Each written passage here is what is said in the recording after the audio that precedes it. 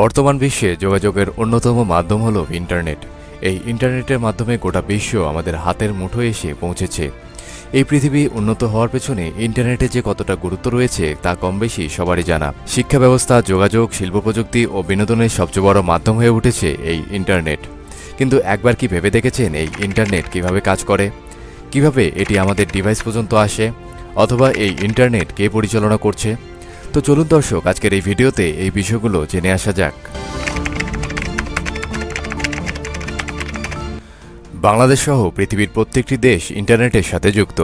বাংলাদেশে ইন্টারনেট চালু হয় 1995 সালে, কিন্তু এই ইন্টারনেট সবার জন্য উন্মুক্ত করা হয় 1996 সালে।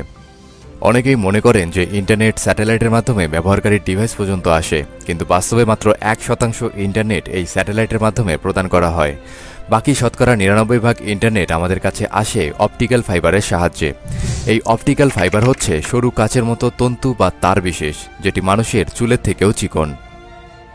এখন আপনার মনে এই প্রশ্নটা আসতে পারে যে মোবাইল ব্যবহারের সময় তো আমাদের মোবাইলের সাথে কোনো কেবল বা তার যুক্ত থাকে না, তাহলে আমি কেনই বা কেবলের কথা বলছি?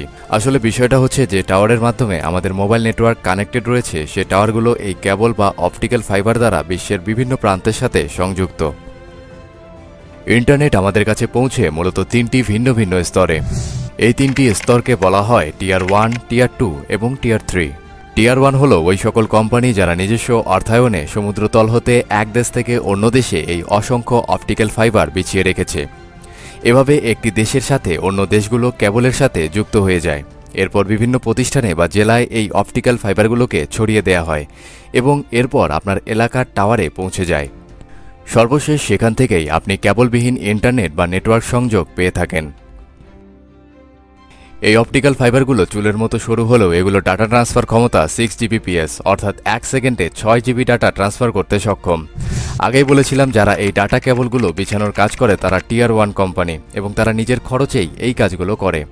বাংলাদেশে এমন একটি কোম্পানি হচ্ছে Bangladesh submarine cable company limited. Submarine cable map এই ওয়েবসাইটের মাধ্যমে আমরা খুব সহজেই দেখতে পারবো টিয়ার 1 কোম্পানিগুলো এই কেবলগুলোকে কি করে পুরো পৃথিবীতে বিছিয়ে রেখেছে। ম্যাপের দিকে যদি একটু খেয়াল করি তাহলে আমরা দেখতে পারবো বাংলাদেশে দুটি ল্যান্ডিং পয়েন্ট রয়েছে, একটি হচ্ছে কুয়াকাটা এবং অন্যটি কক্সবাজারে। এখন আপনি যদি কোনো ওয়েবসাইট ভিজিট করতে চান, সেটির সার্ভার যদি অন্য কোনো দেশে হয়ে থাকে, তাহলে আপনার ব্রাউজিং করা সমস্ত ডাটা ট্রাফিক টাওয়ারের মাধ্যমে এসে এই ল্যান্ডিং পয়েন্টের মধ্য দিয়ে নির্দিষ্ট সার্ভারে পৌঁছে যাবে এবং পুনরায় সেই সার্ভার থেকে আপনার ডিভাইসে ডাটা রিসিভ হবে। এখন প্রশ্ন হচ্ছে, এই ল্যান্ডিং পয়েন্ট থেকে এই ইন্টারনেট আমাদের হাত পর্যন্ত কিভাবে আসে? এর জন্য আসলে কতই বা খরচ হয়? বাংলাদেশের ক্ষেত্রে যদি আমরা ধরি, তাহলে দেশের ভিতরে বিভিন্ন অপারেটর রয়েছে, যেমন গ্রামীণফোন, বাংলালিংক, রবি, এয়ারটেল। এরা পরবর্তী ধাপে ল্যান্ডিং পয়েন্ট থেকে তারের মাধ্যমে এই কানেকশন পুরো বাংলাদেশে ছড়িয়ে দেয়। এরা হচ্ছে টিয়ার 2 কোম্পানি। এই টিয়ার 2 কোম্পানি প্রতি জিবিতে নির্দিষ্ট টাকা হিসাব করে টিয়ার 1 কোম্পানিকে দেয়। এছাড়াও বিভিন্ন লোকাল পর্যায়ে বিভিন্ন ইন্টারনেট সার্ভিস প্রোভাইডার বা আইএসপি রয়েছে, যারা মূলত টিয়ার 3 কোম্পানি। মূলত টিয়ার 1, টিয়ার 2 এবং টিয়ার 3 এই তিনটি স্তরে ইন্টারনেট আমাদের হাতে এসে পৌঁছেছে। একটু ভাবলেই বোঝা যায় ইন্টারনেটের জন্য আসলে কোনো খরচ নেই।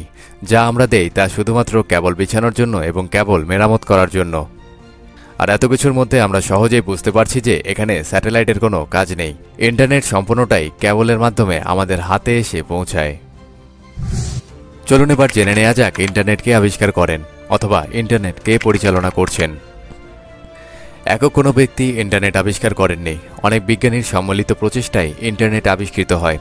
তবে বব ক্যান ও ভিন্স কার্ভ ইন্টারনেটের কাঠামো প্রদান করেন, যা এখনও ব্যবহার হয়ে আসছে। 1960 দশকে মার্কিন সামরিক বাহিনীর গবেষণা সংস্থা অ্যাডভান্স রিসার্চ প্রজেক্ট এজেন্সি বা আরফা কিছু বিশ্ববিদ্যালয় ও গবেষণাগারের মধ্যে যোগাযোগ ব্যবস্থা গড়ে তোলে। তাদের মূল উদ্দেশ্য ছিল একটি কম্পিউটার থেকে আরেকটি কম্পিউটারে ডাটা ট্রান্সফার করা।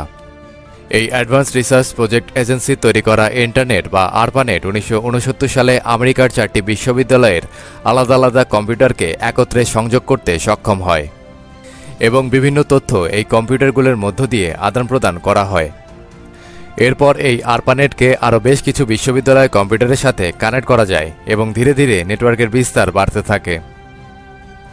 1972 সালে ববক্যান ও ভেনকার্ভ দুটো আলাদা নেটওয়ার্ক ডিভাইসের মধ্যে কিভাবে সংযোগ করা যায় তা নিয়ে রিসার্চ করতে থাকেন এবং এক পর্যায়ে গেটওয়ে নামের একটি ডিভাইস তৈরি করে ফেলেন। তারা টিসিপি এবং আইপি প্রোটোকল তৈরি করে এই প্রোটোকলের মাধ্যমে আলাদা আলাদা নেটওয়ার্ক ডিভাইসের সঙ্গে কানেক্ট করতে সক্ষম হন। এইভাবে ধীরে ধীরে ইন্টারনেটের আবিষ্কার হয় এবং বিশ্বব্যাপী ছড়িয়ে পড়ে। তো দর্শক, আমাদের আজকের ভিডিও কেমন লাগলো তা অবশ্যই কমেন্ট করে জানাবেন। সেই সাথে এ ধরনের তথ্য নির্ভর ভিডিও পেতে আমাদের চ্যানেলটি সাবস্ক্রাইব করে পাশে থাকা বেল আইকনটি অন করে দিতে পারেন, যেন পরবর্তী ভিডিও আপলোড হওয়া মাত্র সবার আগে আপনার কাছে পৌঁছায়। পরবর্তী ভিডিও দেখার আমন্ত্রণ জানিয়ে আজকের মতো এখানে বিদায় নিচ্ছি। ধন্যবাদ।